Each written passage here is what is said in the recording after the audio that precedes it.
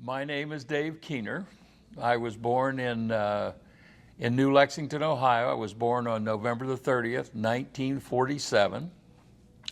I grew up in New Lexington. I graduated from New Lexington High School.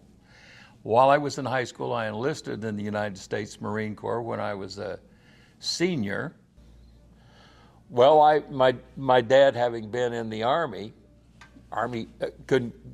I wasn't drafted. I enlisted. I thought I wanted to go to the Air Force. Air Force was full, and I said, I can go to the Marine Corps. I was a wasn't a big old fat guy then. I was a young stud muffin.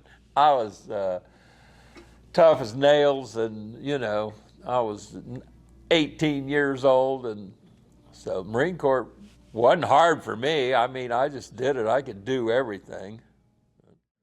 So I enlisted on March the 16th of 1966 when I was a senior in New Lexington High School.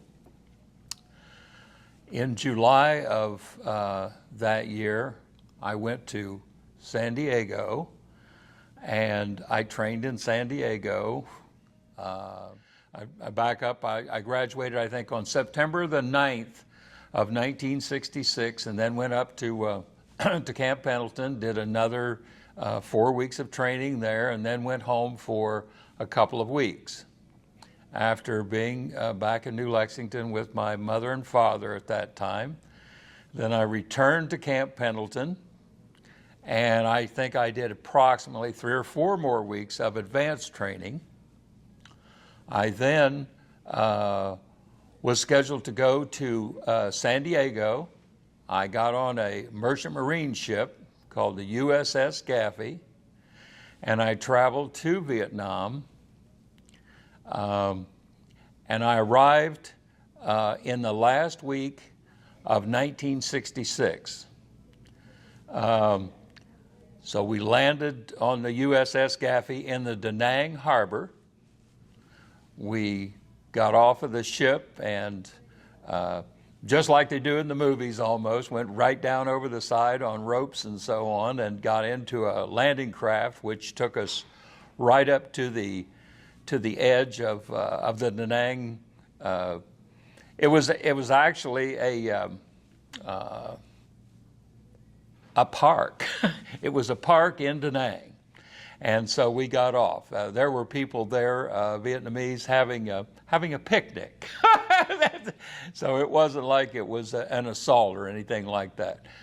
I got off of the boat, and at that point in time, I was told to get onto a 6x truck, and I was taken from there along with several other people, and I traveled from Da Nang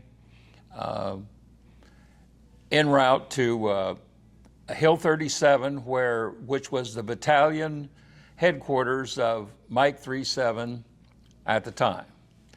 I was received there, and I was assigned. I'm a machine gunner. That was my MOS. I'm an 0331 machine gunner. That's what I was given, as I graduated from boot camp.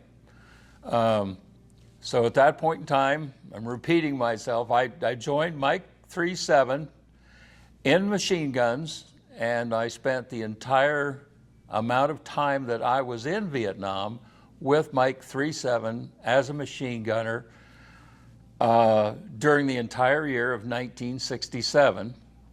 And I returned back to the United States in the first week of January of 1968. During the time that I was there, I went on a number of operations. I was on, and I will not be able to name every single one, but DeSoto was the first operation that I was on. I do remember that. That was, didn't you say that started at the end of January of 1967, and that was the first operation that I was on. I recall being on that and being a scared young 19-year-old boy, and it was quite a shock to me to to be thrust into combat and into the fray and into what war was all about. It was very overwhelming, but and it was just the carnage that went along with it. I was, in a situation where the man right directly in front of me was just dropped right in front of me, and he was wounded, and we were in a situation where we were in water up to our necks, and we stayed there until it got dark, until we reached a point that we could get out of there, drag him out, put him on a helicopter, and fly him away to be medevaced and back to a hospital. We spent some time there. We spent until I think the end of April.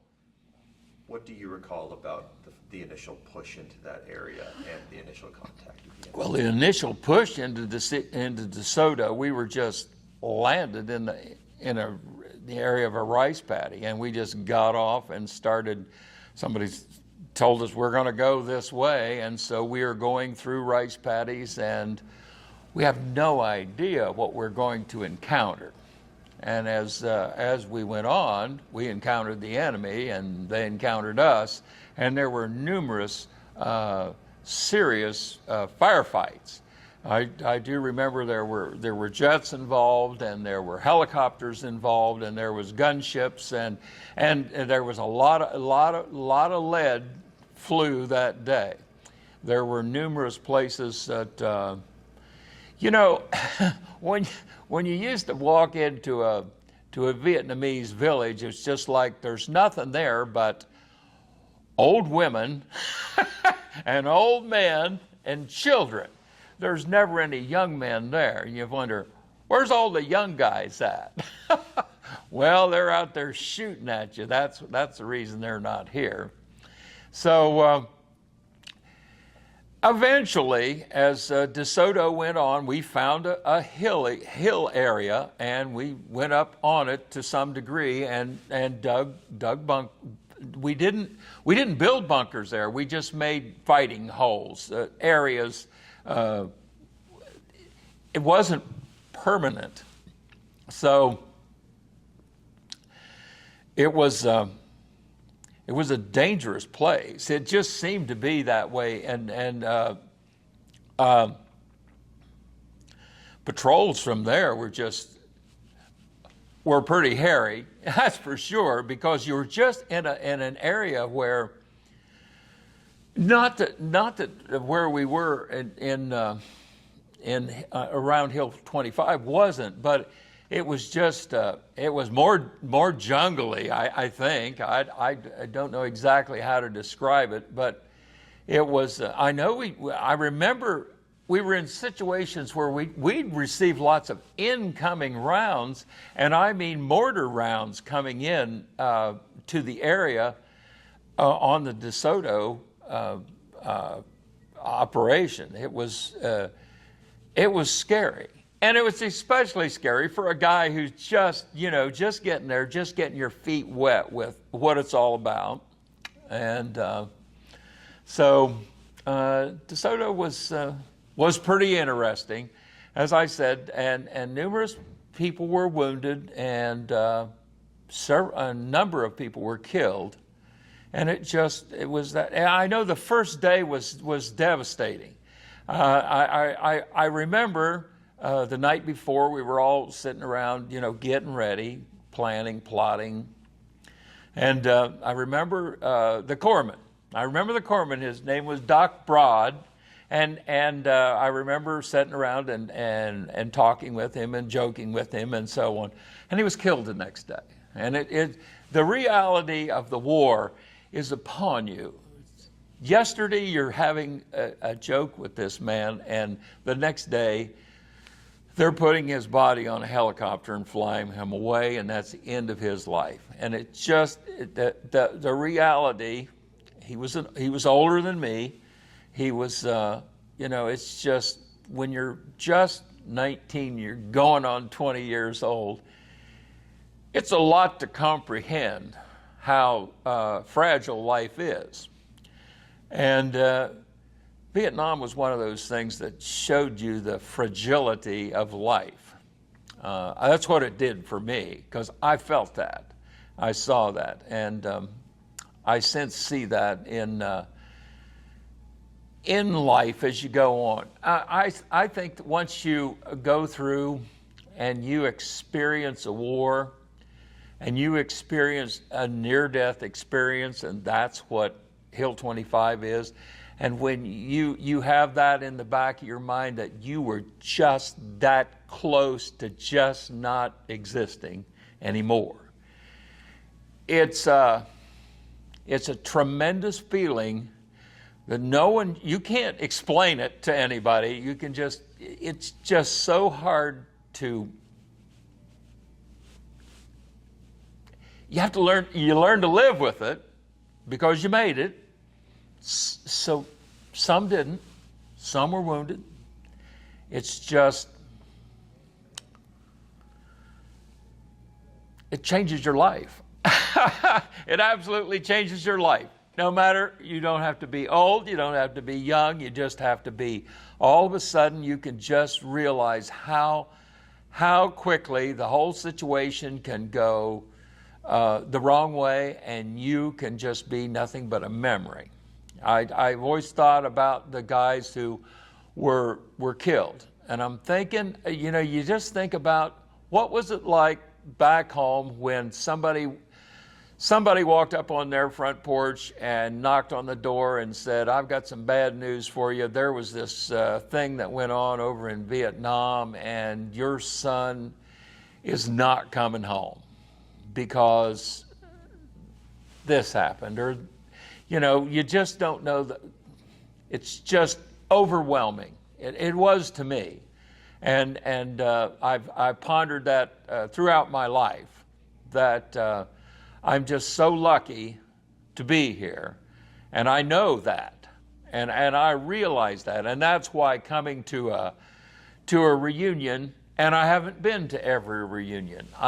But when I do come to a reunion, I just am so glad to see the men, the corpsmen that were involved, that were there, who know it. We're an absolute band of brothers. And that is no bullshit. That is just exactly what we are. And I've explained that to my wife, and I said, it doesn't make any difference how many years go in between seeing someone and seeing them again. I said, it's just like it was yesterday for those of us who were there and did it. And I just am thrilled to be able to be here and, help you with your project. I appreciate it. Okay. It's amazing. And you described that first day, and reading the after action reports and reading about Doc Broad and the other corpsmen and men that were killed. Were they in your squad? The fellow that was wounded directly in front of me, we were walking in a column, so I'm assuming that because I was relatively new at this point, and I'm pretty much inclined to think that he was a machine gunner, and I don't know, I can't tell you his name, but I'm sure that and he wasn't killed, he was wounded, and he was removed because I helped put him on a helicopter to fly away. And you couldn't land the helicopter during this fight. I mean, they were over here shooting at us, and they just had us all pinned down. And this poor guy was wounded, and you couldn't do anything. You couldn't get him pulled back so anyone could do anything to him. He just had to kind of remain there until it got dark. And once it got dark, then you could gather him up and move him over to where a helicopter was going to be able to land without getting shot, because they'd shoot you. And it sounds like you're describing a very long day in that. Oh, it was the first day was long day. I mean, we got in there. It was morning. It was, it was barely daylight when we took off and went to do this. And so we're talking about the end of January. I'm not sure when it would be getting dark, but I just remember that we were down. It was nasty getting around. It was lots of rice paddies and lots of mud and lots of muck trying to get through, and then taking fire at the same time, and then being in areas where this was, it was opened up to some degree. So when it was opened up like that, it was easy for the enemy to see you and shoot at you. And this is what happened to the fellow that was in front of me. Numerous people were killed that day. I'm sure you know more about the number of people who were killed on the first day, more so than I do. But it was, I just remember DeSoto was pretty hairy. It was pretty hairy. And it was just a nasty area to be in all the time we were down there doing that, which was from the end of January till April or so. And one of your platoon mates describes to me how the frustrations of being out there, seeing men killed.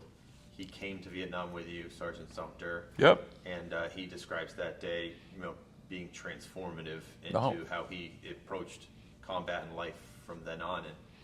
And when he describes being part of the crew to put men onto the helicopters and seeing the helicopters getting shot out of the They sky. were.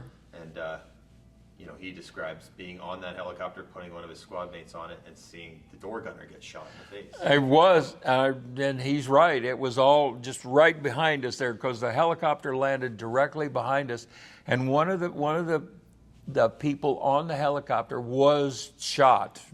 That's how open it was.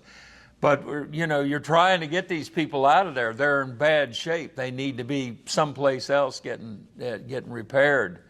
And it was just, it was terrible. It was just a nasty day. It was. And that was just day one of it. That was day one, and day one was just never ending, it seemed like.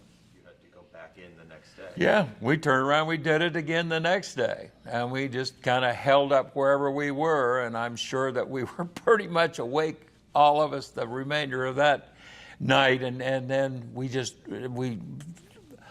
moved on to whatever someone dreams up where you're going to go. I don't do that. So I'm sure that somebody said, we're going to sweep this area, we're going to do this, and we're going to end up over here. And we were, as I said, eventually we were up on an area that was, and we did build bunkers there, but it was, it wasn't, it didn't seem that it was as, what do I want to say?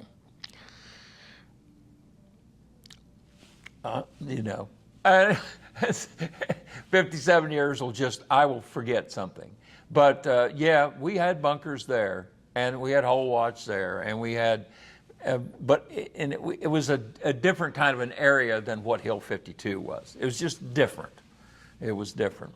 And it wasn't the kind of place that you could skin everything back. You had to kind of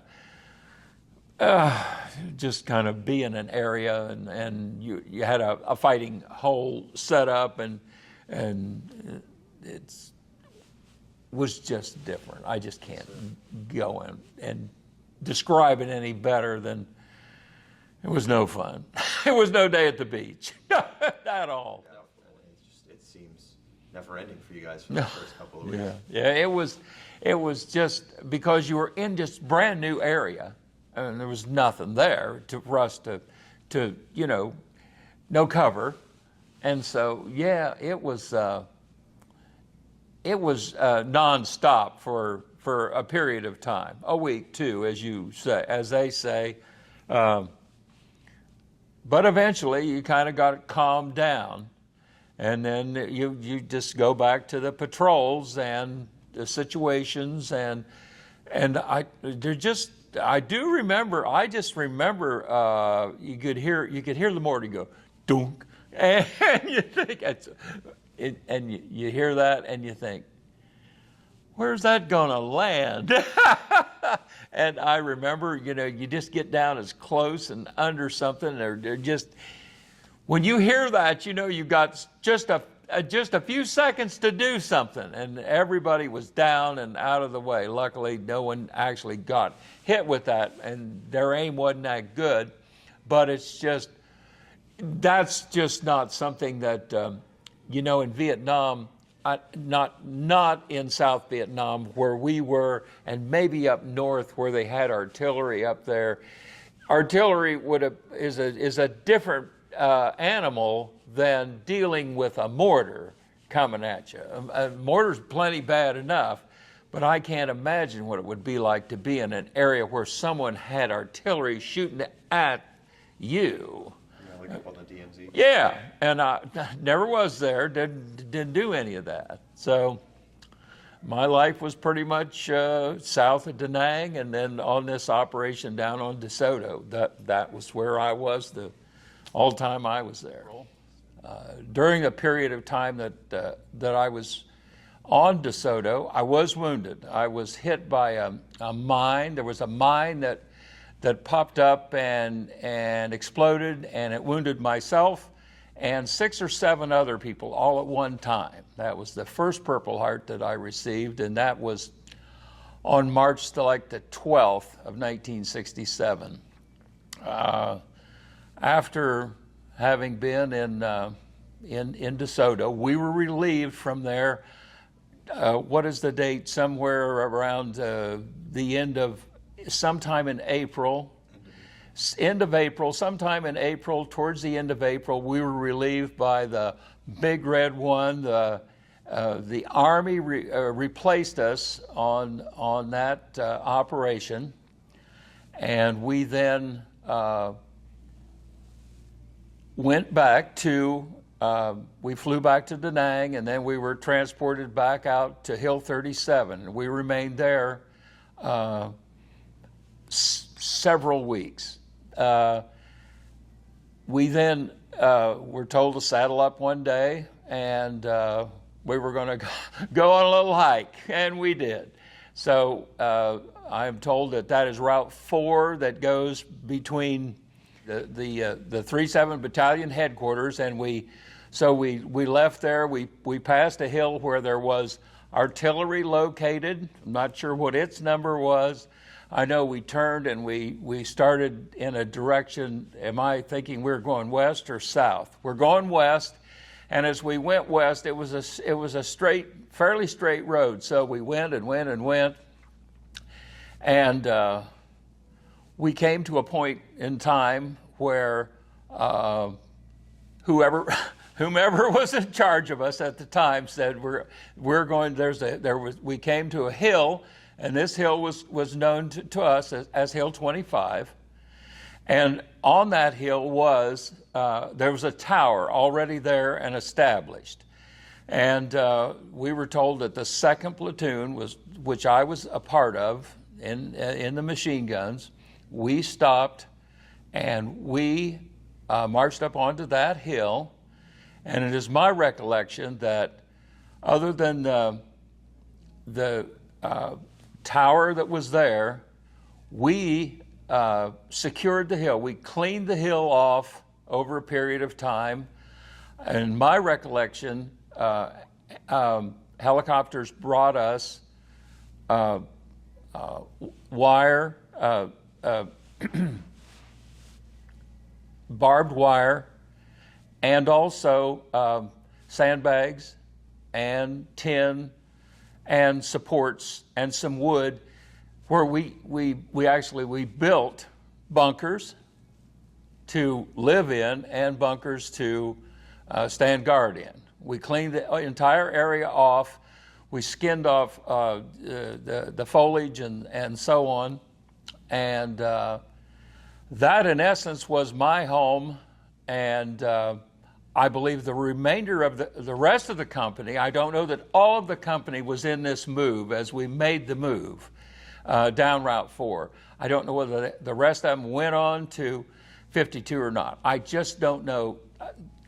No one is pulling Dave Keener back and informing him about exactly what the big plan was. So I just did what I was told and stopped at Hill 25 and turned it into a fighting position. And we did that. And so I was assigned to this hill. I was in machine guns. We built a place to live. We built a bunker to be in, and we were there from, and I think we're talking about somewhere in the beginning of the end of April or the beginning of May, and we spent time there and operated from there with 3 squads and 2 sets of 2 machine guns. We had mortars, and we had a 3.5 rocket launcher, and we also had a 106 recoilless rifle on that hill, and we had a 50 caliber, which was in the tower. We operated out of there up until the night of November the 2nd, 1967, when our hill was attacked by a large force, which was a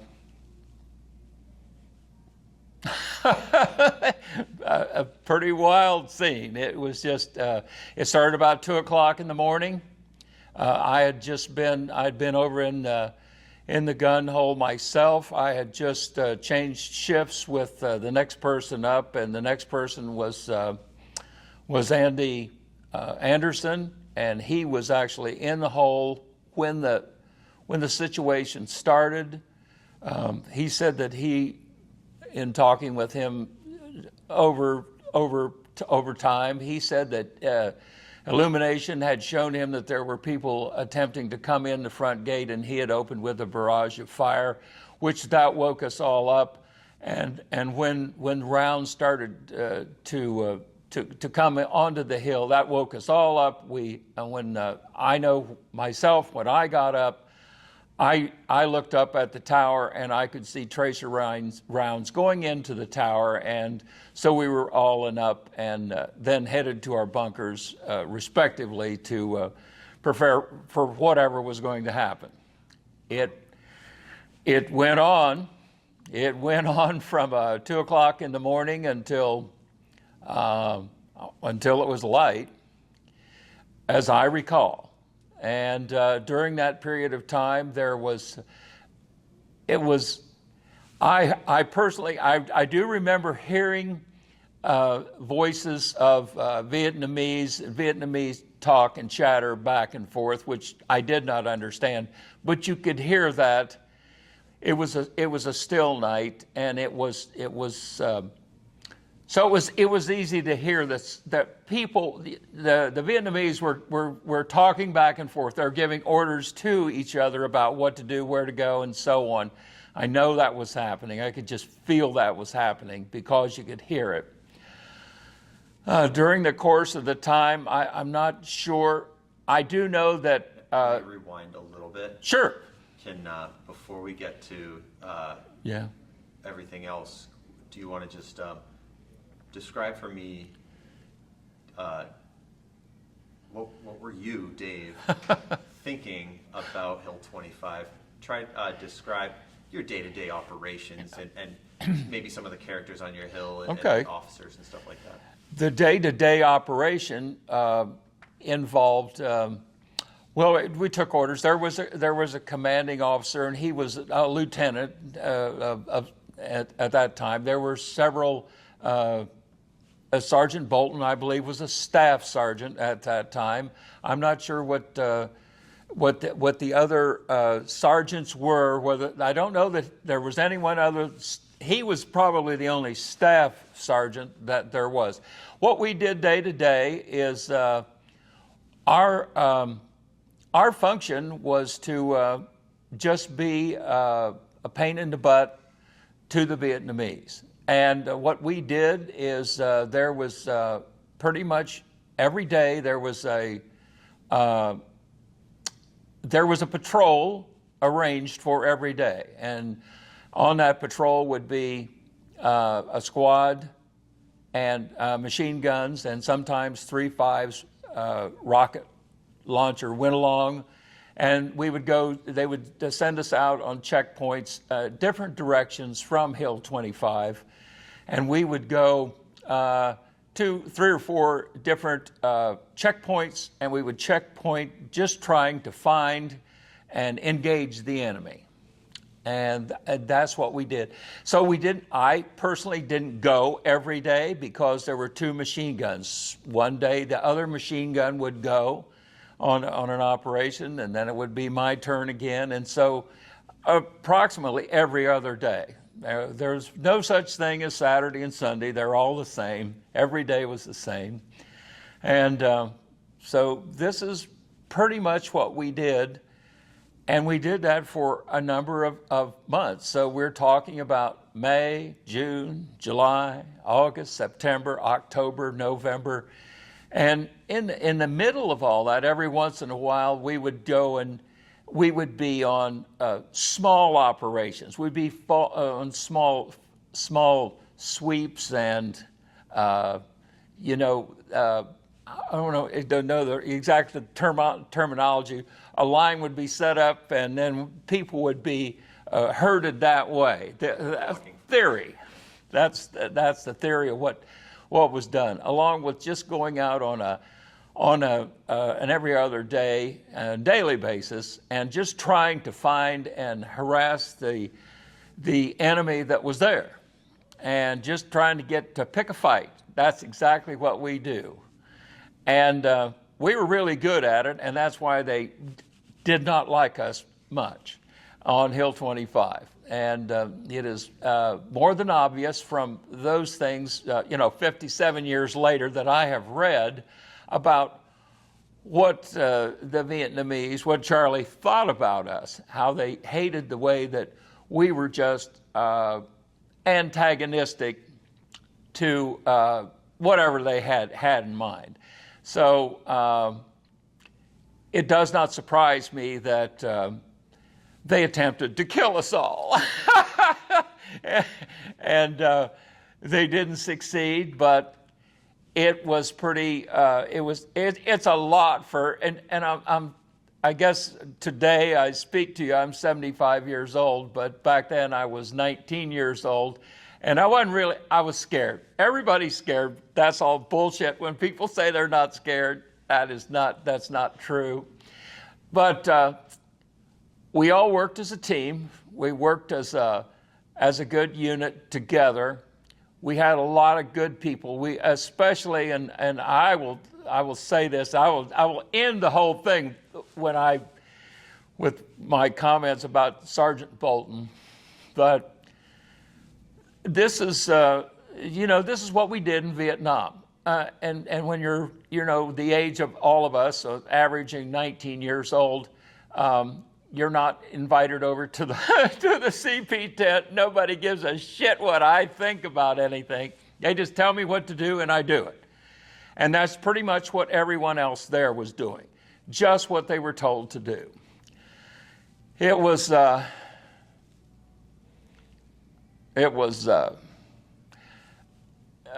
especially the actual assault was just what was unbelievable. It was the most scared any of us had ever been in our lives, because the reality was we realized that we were surrounded. They were coming to kill us, and they were going to kill us all.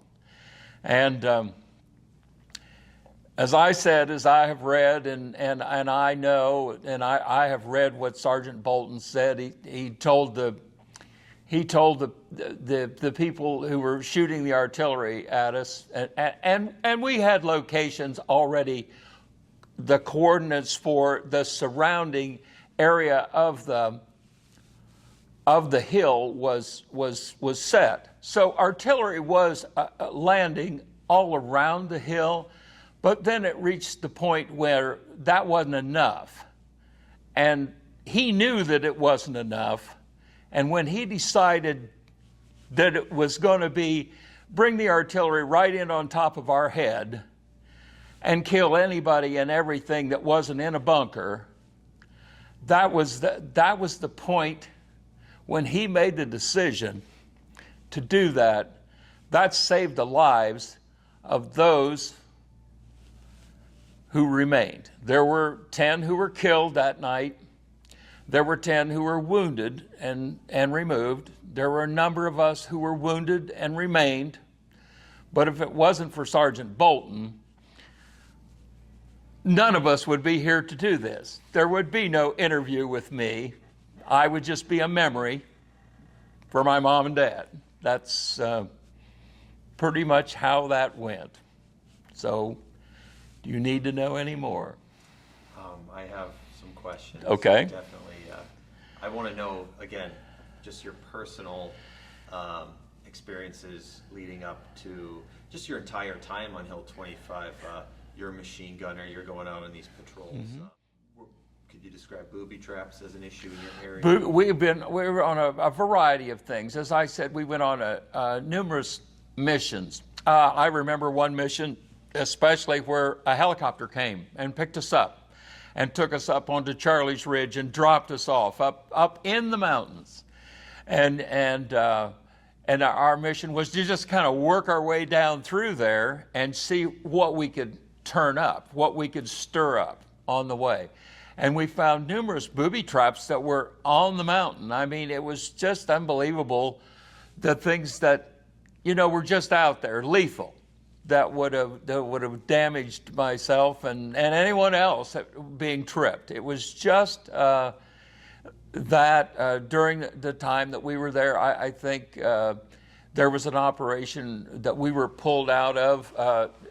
Maybe a squad or two of us was pulled out, and we went. We got on helicopters and we flew somewhere, and we joined some men from Kilo Company, and then we got on Amtrak's and we went in the water and just in rivers and so on, and went for a long distance on the Amtrak's. And then the Amtrak's reached a point that they couldn't go any farther, and so we got off, and then we started to walk, and we walked, and I have no idea where we were. Nobody called me over and said, "Hey, we're just going to another country. Come on." Just have no clue. But we just seemed to go a long way, and just trying to encounter. I do remember there were Arvin along with us on that trip. I remember that we'd stopped, we stayed out at least overnight, a night or two. I remember it was tremendously hot. It was, and I believe it was in June or so. I think I've read something, a friend of mine from my hometown was in Kilo Company, and he wrote a book, and in that book I read in there about certain instances, certain things that happened on that operation. And when I read that, as I was telling Seth the other day, that I remember when a specific thing happened to one of the guys that was with us, that was from Mike 37, and he was in mortars, and and we were in an area where there were a lot of leeches, and he'd got a leech, and the leech got on his eyeball, and he had to be medevaced, and that was in that report, word for word. And I thought, and it said, in there it says, oh, such and such a person from not his name, but it said a mortar man from borrowed, that had been borrowed from Mike 37, got a leech, and the leech attached to his eye, and he was medevaced. And I remember it just like it was yesterday. I just remember that happened. And so there was lots of things that our Sergeant Bolton was a real feisty guy. I mean, he was just, he was an antagonist himself. He just wanted us to go out and shake up the neighborhood. and we were up for that, and we did that, and so we thought about ourselves, I guess, as a bit of bad also. There were sad moments. I recall when Lieutenant Deneen was killed.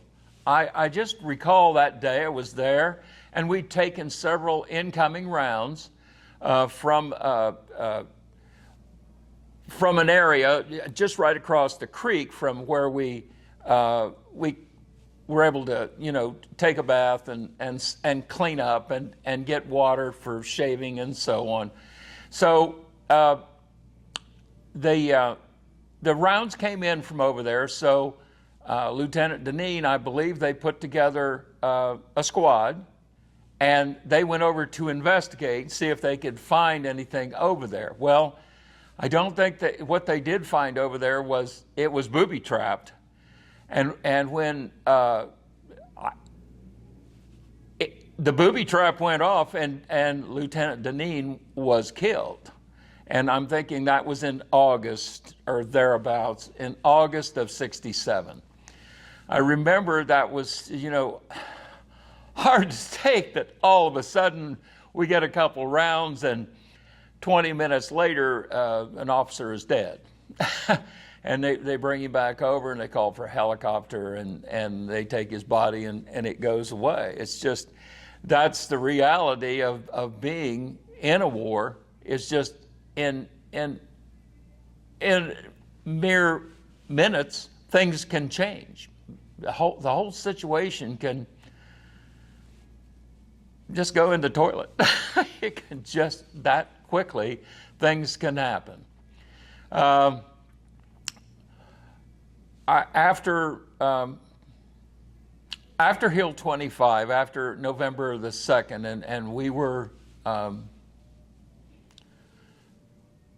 the morning after, troops from Hill 52 came to our rescue, came up on the hill. There were numerous dead bodies of the VC. I do recall that a bulldozer came to the base of the hill. I do recall that it dug a big trench. All the bodies that were drug off of the hill were thrown into a pile, and they were buried at the bottom of the hill. We stayed one more night with the assistance of the men from Hill 52.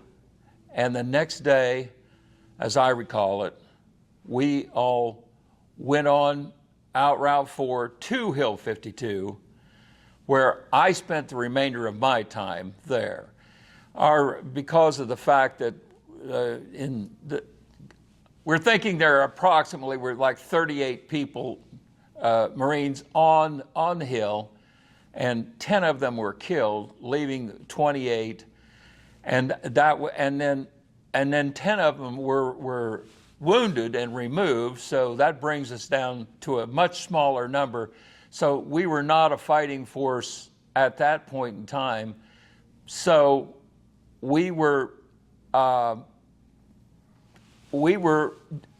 joined with the men on Hill 52. They absorbed us, and I know I was put into a hooch with someone there, and I spent the remainder of my time, which I was due to rotate back to the United States in January of 1968. So for the remainder of November and December, I spent the time there attached to that hill. There was an operation that we did go on, one last operation, and it was called Citrus? Citrus. And Citrus was an operation that involved us crossing the river that was right adjacent to Hill 52. And we went over there, and it was another one of those lines and sweeps and so on. And so we walked across the river and went over there and did that. And then once we came back, I don't know that I did anymore. I think I went back to the rear with maybe 10 days before I was due to go back home, where I was tidied up with shots and cleaned my teeth and so on, and got together my belongings. I had lost everything when I was wounded, when I got my first Purple Heart in on Operation DeSoto, so had to cob together some things in order to depart. So I was flown back to the rear, eventually back to Da Nang in the first week of January of '68. I eventually got on a plane and left Vietnam and worked my way back to the United States and went home on leave. You can't change it. No. And you can't, and you don't know. Like I said, that type of artillery is, when it works right, it's great. But if it works wrong, but as I said during the course of that fight, I mean, there was coordinates all around that, and there was artillery landing around, all around. There was artillery coming in there prior to the VT itself. There was already artillery coming at us until they decided to put it right on the hill, because they were on the hill, and that's the last resort. Sir. You know, with the part of my project, and I spoke to you, and I speak to everybody about this too, is getting to understand the guys that did make it back, and to at least describe who they were. And are there any of the men that were killed that night that you do remember? Well, I definitely remember Davis Jones. We were friends. I mean, we were just on the other side of the helipad, and because I said he was from Ohio, and so was I, and so he would see me and I would see him, and we would talk back and forth. I don't. As I said, you're on a hill with all these guys. I especially know, I knew Barker, I knew Anderson, I knew a guy named Gradine who lived in our hooch, a guy named Johnson who lived in our hooch, and then there was this Ted O'Callahan, and then they say it's this Weber person. They all lived in our hooch. And so I knew them, I knew of them, and I knew him. I knew the gunners from the other, our other machine gun team. I knew them. I knew of them. I knew a couple guys from a different squad down around there. Like I said, the guy,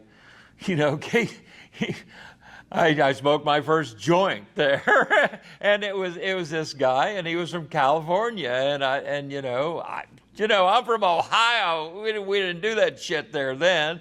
So, so this didn't become a lifelong habit with me. But I do remember him because he was one of them cool guys. He was one of them California guys who just was, savvy, cool. So, nevertheless, and then there were other people. I knew Amendola. I knew who he was, and I knew Tex. I knew who he was. And let's see, there was a black guy, Jones, I think was his name. I knew him. And I knew the radio guy. I conversed with him. That's Ozzy? Well, there was the Ozzy is, what's his real name? Watchko. He is not, and there was another guy who was also a radio. There was a black guy that was a radio guy also. And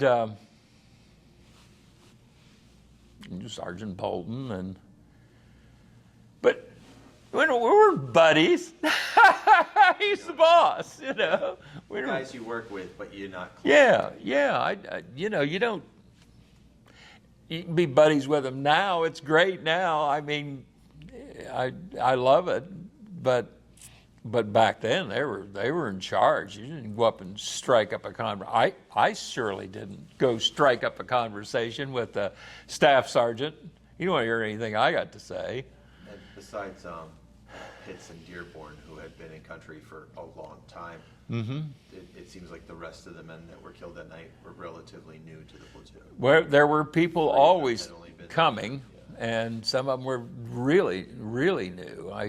And if I actually could see a kind of a roster of all of them and when they arrived and what they did, and you know, it's just unfortunate that they are just a statistic that, you know, you now read about 57 years later, and there's never a time goes by that you don't never, no matter whether you come to a reunion or you don't, or you go here, you go there. November the 2nd is always a pretty important day. It's a day that you remember all the things that happened, all the things that went on. And when you look over and you see 10 ponchos laying there with dead guys, and it was just Dead guys you know. dead guys you know, dead guys that you were walking around, working with, going on patrols with, and now they're dead. You know, you've been around dead people and what you do. So it's traumatic. These are guys and you think, these guys are all going to go home, and their mom and dads and brothers and sisters and girlfriends and uncles are just all going to be devastated, and they don't know about how vicious this was, how complicated, and no one, you can't even hardly explain to people how, you know, from 2 o'clock in the morning till it got daylight, all the shit that went on and all the decisions that were made that, well, we're here. You know, and we actually shouldn't have been, but somebody just made the decision, and I feel for Sergeant Bolton that he has to say that it's possible that he may have killed some of his own men, but that wasn't the plan. It was the machinery doesn't always work just right. And back then, machinery didn't work nearly as good as it does today. So that element of malfunction is just there. It happened, and it did happen. Because how's that happen? You know, it didn't satchel charge that place. They didn't come that far. They didn't get that far. That's what I know. So, as it's dying down, can you see the Vietnamese retreating? Can you hear them? Yeah, you could hear, and you could, because at that point in time, there was Hill 52 was trying to send as much 81 illumination to us as possible. So you could see, when we came up out of there after the barrage, you could see them running through the rice paddies away. And I am told that the boxes that we used, that the C rations came in, you know, the outside cover there, that they had used that, and they had put bodies and used that to drag bodies away. And I've either read or I've been told, but I don't know because I didn't see, but they said that they drug numerous bodies away and piled them up and tried to cover them up away from the absolute area. You've heard that. Okay. Are you guys getting called out to help with the wounded, or is that the CP dealing with that? Actually, the Hill 52 people came, and we were just kind of stunned still. I didn't hook up any bodies. I didn't drag any bodies. I didn't do anything. You saw that picture where they're all standing around the mortar pit. I was a squad leader, so I think one of those pictures of one of them guys over there kind of looks ugly like me. But nevertheless, there were people that flew in that were, brass flew in and looked the situation over, and I'm sure they're the ones that made the decision that we remain one more night, and then we left. And so the Hill 52 guys, when they came, they just, like I said, we were just pretty much out of breath. So, as I said, I didn't have to do much. I just kind of was there. I was there, and we stood right up behind the bunker, and I watched them. Those pictures you see of guys, and you see dead bodies and shit, and they're dragging them. I was right there when they drug them down over that hill and threw them all in the pile that the bulldozer had dug. But I wasn't a part of doing any of that. I didn't do that. I don't know that they didn't ask me to do that. Did you kind of tour the devastation at one point? Well, yeah. We just, you could see the CP tent had burned. When I came out to run over to the mortar pit, it was in flames. So yes. I toured it. I looked at all the damage and all the things that were blown up, and now that you see the pictures of all the bodies that were there, and those, they were gone. As soon as it got light, and as soon as the bulldozer came and dug the hole, then they started dragging the bodies right past and down the hill, right in front, right by me as I was standing there. And that, when you say drag, they were using rope, right, to prevent booby traps from getting people. I don't know what anybody thought about that, but they usually, they looked to me, as I recall, they had ropes around their ankles, and they were kind of just dragging them along behind the mules. Okay. They didn't put them up on the mule, they drug them right down the road. This would, basically on the far side of the hill was where all these things happened, as opposed to the side where we are. And I don't know whether, Anderson's shooting out with the machine gun down. He said that he fired the machine gun, and initially, when he first saw them down there, and he said he never fired it again. They weren't on that side of the hill. There wasn't anything there to shoot. So it just seemed like it was all behind us. It was behind us and around us, and yeah, my question was more, I assumed so many of those guys were dead or wounded. I didn't know if they had to pull you guys over to police up the area. Well, I didn't. The bodies were all kind of lined up on the helipad, and they were there with, I remember they had ponchos over them, and then a helicopter came in the daylight.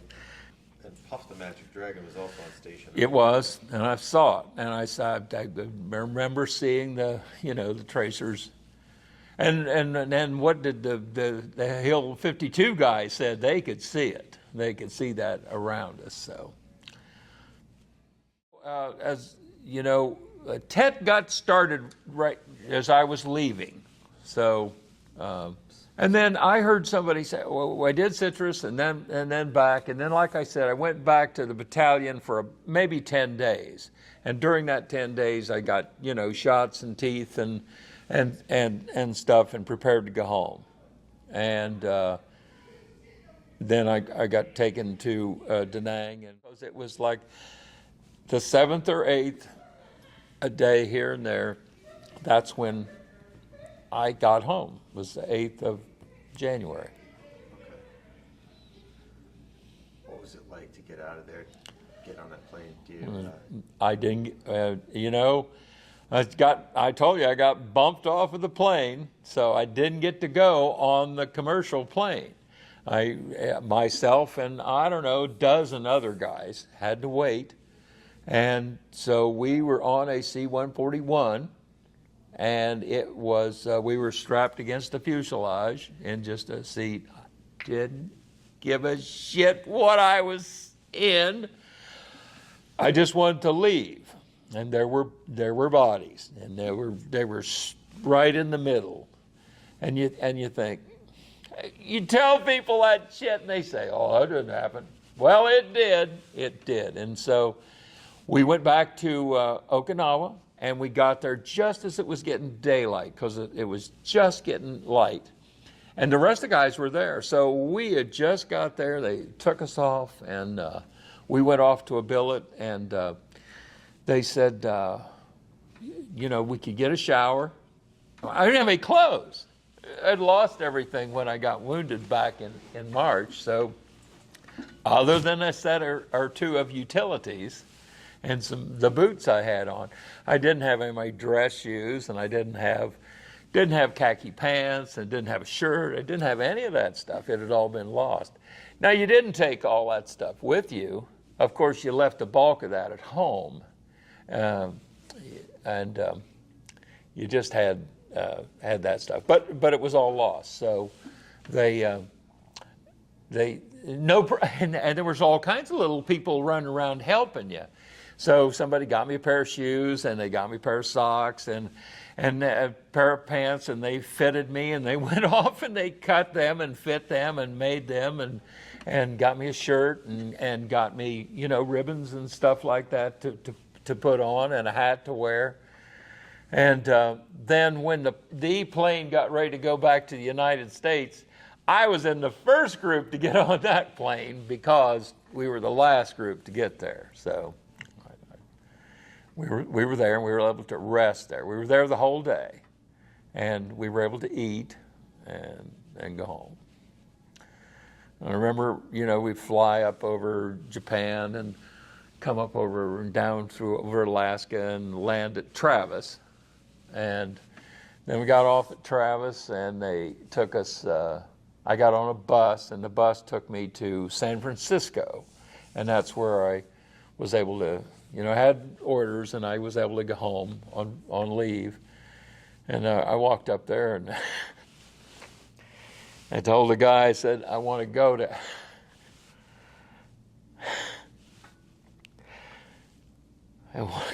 Columbus. I said, I don't care what it costs. And he said, just sit down there. He said, I'll get you on the plane. Don't worry about it. There'll be room for you. I went home. It was fun. Got to Chicago, and it was like 40 degrees in California. By the time we get to Chicago, it's colder yet. I called my mom, and I said, I'm coming home. And she says, good, do you need anything? I said, need a coat. I got no coat. It was 16 degrees when I got back to New Lexington. I got to Columbus. And the first thing we did, we got off the plane, and my dad, he worked at a tile plant. He was in the shipping department. He shipped tile all over the world. And he said, is there anything you want? I said, want a cheeseburger. That's what I want. I want a cheeseburger and a milkshake. And that's what we did. We went and got a cheeseburger and a milkshake. And then you went home, and then that's all behind you then, and you go on, and I went down to Beaufort, South Carolina, and worked there for a while, then went over to Clarksville, Tennessee, and got discharged over there and got out early. I got out of the Marine Corps early, and it was called an austerity program, and it says on my discharge, says, released 11 months and 25 days early at the convenience of the government. And I thought, okay, I'll go. So, got out of the Marine Corps. Got out of the Marine Corps and went home and just went to work and done all kinds of shit in my life. So. What did you get into? Oh, I was a letter carrier for 10 years, and I was an entrepreneur. I've had bars, I've had semi trucks. I worked in the natural gas business. I did mostly a lot of that. I worked in the oil fields and in the gas business a lot.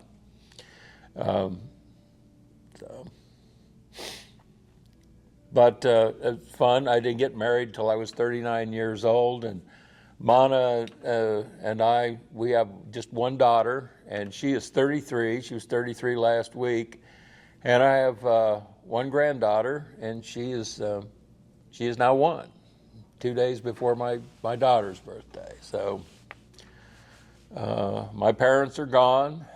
My dad, who fought in World War II, fought in the Battle of the Bulge, and you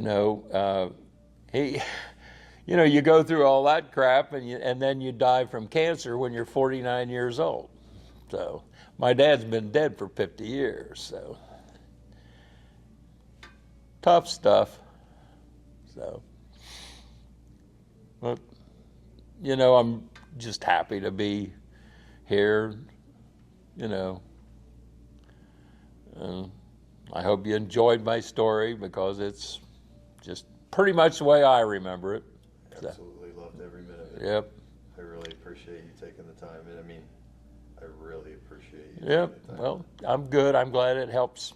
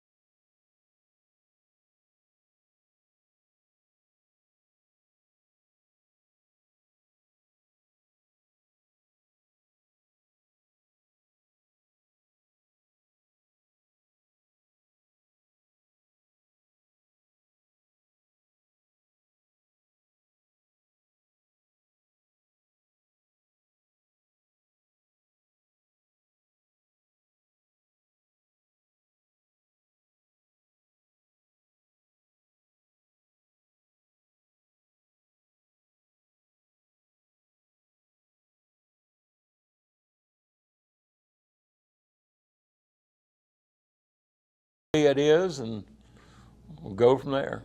So, Thank you. you're welcome. You're welcome. Thank you for